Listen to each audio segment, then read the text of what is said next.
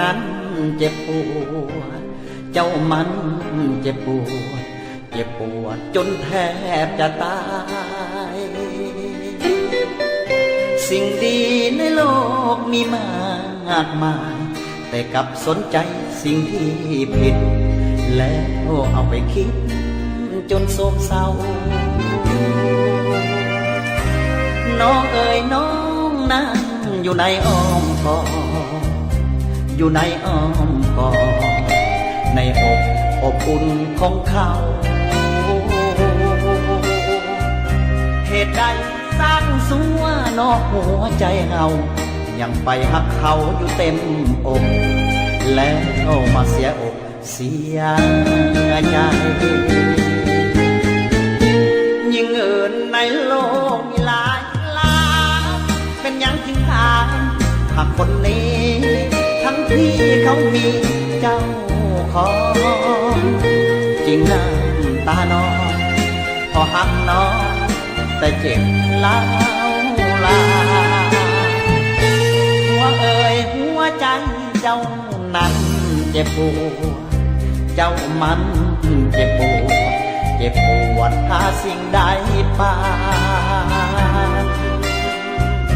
เกิดมาซานี้แสนทรมานมันคือประหารชีวิตศาสตร์หน้าถามมีขอเป็นผัวนา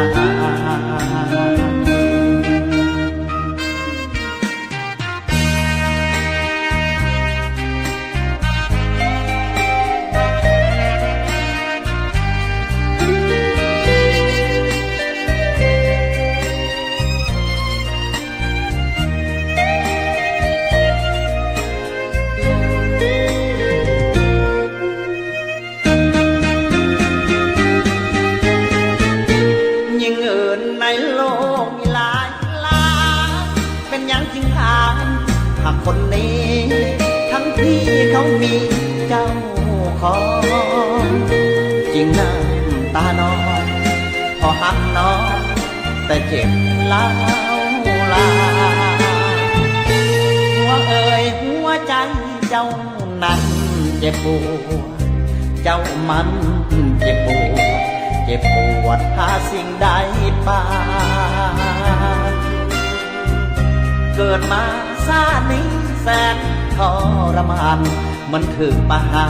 รชีวิตศาสตร์หน้าถามมีขอเป็นผัวนา